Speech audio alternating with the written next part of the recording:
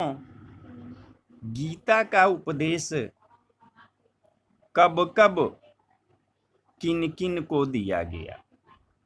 हम लोग जानते हैं कि कुरुक्षेत्र में भगवान श्री कृष्ण ने अर्जुन को गीता का उपदेश दिया था, लेकिन श्री कृष्ण और अर्जुन के अलावा भी गीता को कई बार बोला और सुना गया है। आइए जानते हैं कि गीता का उपदेश किसने किसको और कब कब दिया। भगवान श्री कृष्ण ने सूर्य देव को। जब भगवान श्री कृष्ण अर्जुन को गीता का उपदेश दे रहे थे, तब उन्होंने ये भी बोला था कि ये उपदेश पहले वे सूर्य देव को दे चुके हैं। तब अर्जुन ने आश्चर्य व्यक्त करते हुए कहा था कि सूर्य देव तो प्राचीन देवता हैं, तो आप सूर्य देव को ये उपदेश पहले कैसे दे सकते हैं। तब श्री कृष्ण ने अर्जुन से कहा था कि तुम्हारे और मेरे पहले बहुत से जन्म हो चुके हैं, तुम उन जन्मों के बारे में नहीं जानते, लेकिन मैं जानता हूं।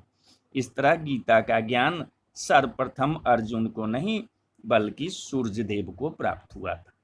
संजय ने धृतराष्ट्र को।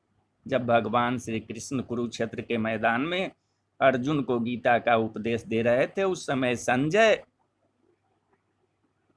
धृतराष्ट्र के सारथी, जिन्हें महर्षि वेदव्यास ने दिव्य दृष्टि दी थी, अपनी दिव्य दृष्टि से वह सब देख रहे थे और उन्होंने गीता का उपदेश धृतराष्ट्र को सुनाया था। और महर्षि वेदव्यास ने भगवान श्री गणेश को।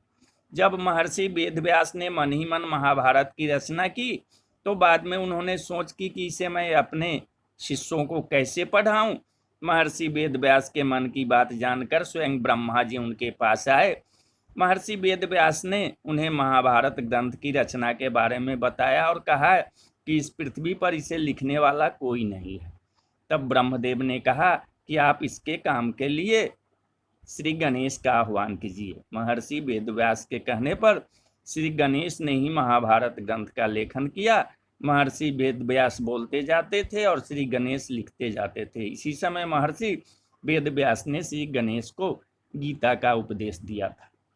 महर्षि वेदव्यास ने वैशंपायन और अन्य शिष्यों को जब भगवान श्री गणेश ने महाभारत ग्रंथ का लेखन किया, उसके बाद महर्षि वेदव्यास ने अपने शिष्यों वैशंपायन, जैमिनी, पैल आदि को महाभारत के गूढ़ रहस्य समझाए। इसी के अंतर्गत महर्षि वेदव्यास ने गीता का ज्ञान भी अपने शिष्यों को दिया। और वैशंपायन ने राजा जन्मेजय और सभासदों को, पांडवों के वंशज राजा जन्मेजय ने अपने पिता परीक्षित की मृत्यु का बदला लेने के लिए सर्प यज्ञ किया था। इस यज्ञ के पूरा होने पर महर्षि वेदव्यास अपने शिष्यों के साथ राजा जन्मेजय की सभा में गए। वहां राजा जन्मेजय ने अपने पूर्वजों के बारे में महर्षि वेदव्यास से पूछा।